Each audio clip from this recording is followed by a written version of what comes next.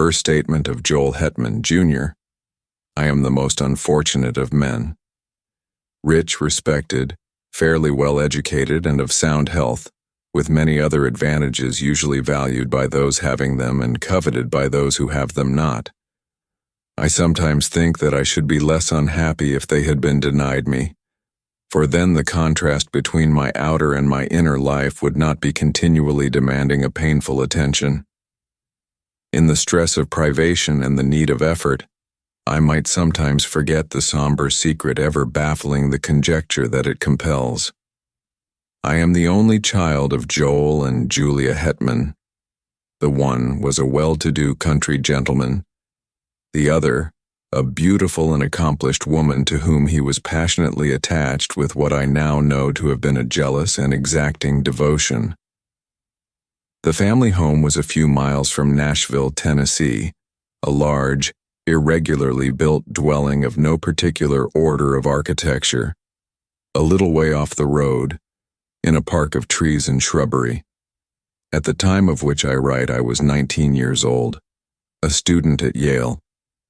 One day, I received a telegram from my father of such urgency that in compliance with its unexplained demand I left at once for home.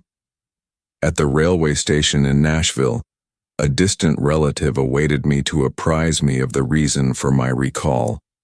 My mother had been barbarously murdered, why and by whom none could conjecture, but the circumstances were these. My father had gone to Nashville intending to return the next afternoon. Something prevented his accomplishing the business in hand, so he returned on the same night, arriving just before the dawn.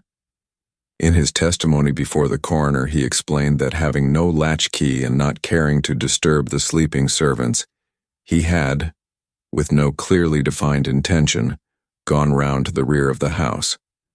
As he turned an angle of the building, he heard a sound as of a door gently closed, and saw in the darkness, indistinctly, the figure of a man, which instantly disappeared among the trees of the lawn. A hasty pursuit and brief search of the grounds in the belief that the trespasser was someone secretly visiting a servant proving fruitless, he entered at the unlocked door and mounted the stairs to my mother's chamber. Its door was open, and stepping into black darkness he fell headlong over some heavy object on the floor. I may spare myself the details. It was my poor mother, dead of strangulation by human hands. Nothing had been taken from the house, the servants had heard no sound, and excepting those terrible finger marks upon the dead woman's throat, dear God, that I might forget them, no trace of the assassin was ever found. I gave up my studies and remained with my father, who naturally was greatly changed. Always of a sedate, taciturn disposition, he now fell into so deep a dejection that nothing could hold his attention. Yet anything, a footfall, the sudden closing of a door, aroused in him a fitful interest. One might have called it an apprehension. At any small surprise of the senses he would start visibly and sometimes turn pale, then relapse into a melancholy apathy deeper than before. I suppose he was what is called a nervous wreck. As to me, I was younger then than now. There is much in that. Youth is Gilead, in which is balm for every wound. Ah, that I might again dwell in that enchanted land. Unacquainted with grief, I knew not how to appraise my bereavement. I could not rightly estimate the strength of the stroke. One night, a few months after the dreadful event, my father and I walked home from the city. The full moon was about 3 hours above the eastern horizon. The entire countryside had the solemn stillness of a summer night. Our footfalls and the ceaseless song of the katydids were the only sound, aloof. Black shadows of bordering trees lay athwart the road, which, in the short reaches between, gleamed a ghostly white. As we approached the gate to our dwelling, whose front was in shadow and in which no light shone, my father suddenly stopped and clutched my arm, saying hardly above his breath, God, what is that? I hear nothing, I replied. But see, he said, pointing along the road, directly ahead. I said, nothing is there. Come, father, let us go in. You are ill. He had released my arm and was standing rigid and motionless in the center of the illuminated roadway, staring like one bereft of sense. His face in the moonlight showed a pallor and fixity inexpressibly distressing. I pulled gently at his sleeve, but he had forgotten my existence. Presently he began to retire backward, step by step, never for an instant removing his eyes from what he saw or thought he saw. I turned half round to follow, but stood irresolute. I do not recall any feeling of fear, unless a sudden chill was its physical manifestation.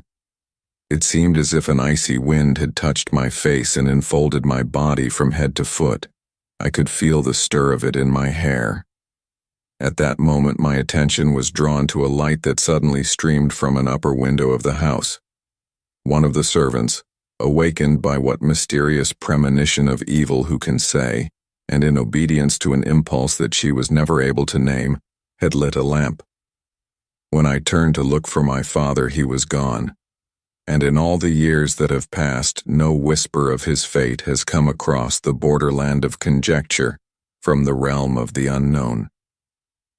Second statement of Caspar Grattan. Today I am said to live, tomorrow here in this room will lie a senseless shape of clay that all too long was I. If anyone lift the cloth from the face of that unpleasant thing, it will be in gratification of a mere morbid curiosity. Some, doubtless, will go further and inquire, who was he? In this writing I supply the only answer that I am able to make. Caspar Grattan. Surely that should be enough. The name has served my small need for more than 20 years of a life of unknown length. True, I gave it to myself, but lacking another I had the right. In this world one must have a name. It prevents confusion, even when it does not establish identity. Some, though, are known by numbers, which also seem inadequate distinctions. One day, for illustration, I was passing along a street of a city, far from here, when I met two men in uniform, one of whom, half pausing and looking curiously into my face, said to his companion, "That man looks like 767. Something in the number seemed familiar and horrible. Moved by an uncontrollable impulse, I sprang into a side street and ran until I fell exhausted in a country lane. I have never forgotten that number, and always it comes to memory attended by gibbering obscenity, peals of joyless laughter, the clang of iron doors. So I say a name, even if self-bestowed, is better than a number. In the register of the potter's field I shall soon have both. What wealth! Of him who shall find this paper, I must beg a little consideration. It is not the history of my life, the knowledge to write that is denied me. This is only a record of broken and apparently unrelated memories, some of them as distinct and sequent as brilliant beads upon a thread, others remote and strange, having the character of crimson dreams with interspaces blank and black, witch fires glowing still and red in a great desolation. Standing upon the shore of eternity, I turn for a last look landward over the course by which I came. There are 20 years of footprints fairly distinct, the impressions of bleeding feet. They lead through poverty and pain, devious and unsure, as of one staggering beneath a burden, remote, unfriended, melancholy, slow. Ah, the poet's prophecy of me. How admirable, how dreadfully admirable. Backward beyond the beginning of this Via Dolorosa, this epic of suffering with episodes of sin, I see nothing clearly. It comes out of a cloud. I know that it spans only 20 years. Yet I am an old man. One does not remember one's birth, one has to be told. But with me it was different. Life came to me full-handed and dowered me with all my faculties and powers. Of a previous existence I know no more than others, for all have stammering intimations that may be memories and may be dreams. I know only that my first consciousness was of maturity in body and mind, a consciousness accepted without surprise or conjecture. I merely found myself walking in a forest, half-clad, footsore, unutterably weary and hungry. Seeing a farmhouse, I approached and asked for food, which was given me by one who inquired my name. I did not know, yet knew that all had names. Greatly embarrassed, I retreated, and night coming on, lay down in the forest and slept. The next day I entered a large town which I shall not name, nor shall I recount further incidents of the life that is now to end. A life of wandering always and everywhere, haunted by an overmastering sense of crime in punishment of wrong, and of terror in punishment of crime. Let me see if I can reduce it to narrative. I seem once to have lived near a great city, a prosperous planter, married to a woman whom I loved and distrusted. We had, it sometimes seems, one child, a youth of brilliant parts and promise. He is at all times a vague figure, never clearly drawn, frequently altogether out of the picture. One luckless evening it occurred to me to test my wife's fidelity in a vulgar, commonplace way familiar to everyone who has acquaintance with the literature of fact and fiction. I went to the city, telling my wife that I should be absent until the following afternoon, but I returned before daybreak and went to the rear of the house, purposing to enter by a door with which I had secretly so tampered that it would seem to lock, yet not actually fasten. As I approached it, I heard it gently open and close, and saw a man steal away into the darkness. With murder in my heart, I sprang after him, but he had vanished without even the bad luck of identification. Sometimes now I cannot even persuade myself that it was a human being. Crazed with jealousy and rage, blind and bestial with all the elemental passions of insulted manhood, I entered the house and sprang up the stairs to the door of my wife's chamber. It was closed, but having tampered with its lock also, I easily entered, and despite the black darkness soon stood by the side of her bed. My groping hands told me that although disarranged, it was unoccupied. She is below, I thought, and terrified by my entrance has evaded me in the darkness of the hall. With the purpose of seeking her, I turned to leave the room but took a wrong direction, the right one. My foot struck her, cowering in a corner of the room. Instantly my hands were at her throat, stifling a shriek. My knees were upon her struggling body. And there in the darkness, without a word of accusation or reproach, I strangled her till she died. There ends the dream.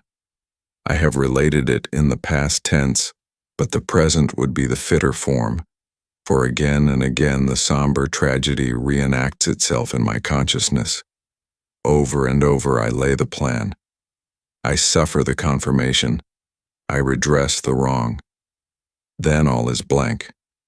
And afterward the rains beat against the grimy window panes, or the snows fall upon my scant attire. The wheels rattle in the squalid streets where my life lies in poverty and mean employment. If there is ever sunshine, I do not recall it. If there are birds, they do not sing. There is another dream, another vision of the night. I stand among the shadows in a moonlit road. I am aware of another presence, but whose I cannot rightly determine. In the shadow of a great dwelling I catch the gleam of white garments. Then the figure of a woman confronts me in the road, my murdered wife. There is death in the face. There are marks upon the throat. The eyes are fixed on mine with an infinite gravity which is not reproach, nor hate, nor menace, nor anything less terrible than recognition. Before this awful apparition I retreat in terror, a terror that is upon me as I write. I can no longer rightly shape the words. See, They now I am calm, but truly there is no more to tell. The incident ends where it began, in darkness and in doubt. Yes, I am again in control of myself, the captain of my soul. But that is not respite. It is another stage and phase of expiation. My penance, constant in degree, is mutable in kind. One of its variants is tranquility. After all, it is only a life sentence. To hell for life. That is a foolish penalty. The culprit chooses the duration of his punishment. Today my term expires. To each and all, the peace that was not mine. Third statement of the late Julia Hetman. Through the medium bay rolls I had retired early and fallen almost immediately into a peaceful sleep, from which I awoke with that indefinable sense of peril which is, I think, a common experience in that other earlier life.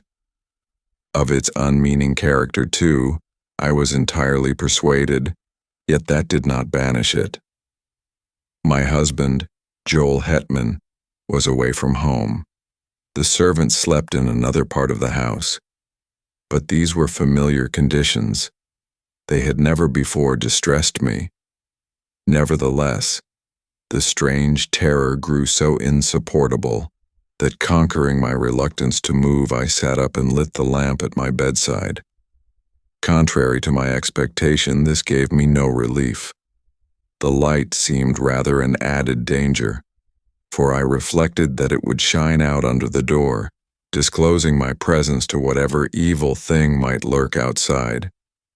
You that are still in the flesh, subject to horrors of the imagination, think what a monstrous fear that must be which seeks in darkness security from malevolent existences of the night. That is to spring to close quarters with an unseen enemy, the strategy of despair. Extinguishing the lamp, I pulled the bedclothing about my head and lay trembling and silent, unable to shriek, forgetful to pray. In this pitiable state I must have lain for what you call hours. With us there are no hours, there is no time. At last it came, a soft, irregular sound of footfalls on the stairs. They were slow, hesitant, uncertain, as of something that did not see its way. To my disordered reason all the more terrifying for that, as the approach of some blind and mindless malevolence to which is no appeal. I even thought that I must have left the hall lamp burning, and the groping of this creature proved it a monster of the night. This was foolish and inconsistent with my previous dread of the light, but what would you have? Fear has no brains. It is an idiot. The dismal witness that it bears, and the cowardly counsel that it whispers, are unrelated. We know this well, we who have passed into the realm of terror, who skulk in eternal dusk among the scenes of our former lives, invisible even to ourselves and one another, yet hiding forlorn in lonely places, yearning for speech with our loved ones, yet dumb and as fearful of them as they of us. Sometimes the disability is removed, the law suspended. By the deathless power of love or hate, we break the spell. We are seen by those whom we would warn, console, or punish. What form we seem to them to bear we know not. We know only that we terrify even those whom we most wish to comfort, and from whom we most crave tenderness and sympathy. Forgive, I pray you, this inconsequent digression by what was once a woman. You who consult us in this imperfect way, you do not understand. You ask foolish questions about things unknown and things forbidden. Much that we know and could impart in our speech is meaningless in yours. We must communicate with you through a stammering intelligence in that small fraction of our language that you yourselves can speak. You think that we are of another world? No, we have knowledge of no world but yours, though for us it holds no sunlight, no warmth, no music, no laughter, no song of birds, nor any companionship. O God, what a thing it is to be a ghost, cowering and shivering in an altered world, a prey to apprehension and despair. No, I did not die of fright. The thing turned and went away. I heard it go down the stairs hurriedly, I thought, as if itself in sudden fear. Then I rose to call for help. Hardly had my shaking hand found the doorknob when, merciful heaven, I heard it returning. Its footfalls as it remounted the stairs were rapid, heavy and loud. They shook the house. I fled to an angle of the wall and crouched upon the floor. I tried to pray. I tried to call the name of my dear husband. Then I heard the door thrown open. There was an interval of unconsciousness, and when I revived, I felt a strangling clutch upon my throat, felt my arms feebly beating against something that bore me backward, felt my tongue thrusting itself from between my teeth. And then I passed into this life. No, I have no knowledge of what it was. The sum of what we knew at death is the measure of what we know afterward of all that went before. Of this existence we know many things, but no new light falls upon any page of that. In memory is written all of it that we can read. Here are no heights of truth overlooking the confused landscape of that dubitable domain. We still dwell in the valley of the shadow, lurk in its desolate places, peering from brambles and thickets at its mad, malign inhabitants.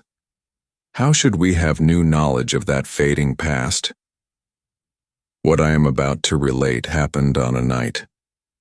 We know when it is night, for then you retire to your houses and we can venture from our places of concealment to move unafraid about our old homes, to look in at the windows, even to enter and gaze upon your faces as you sleep.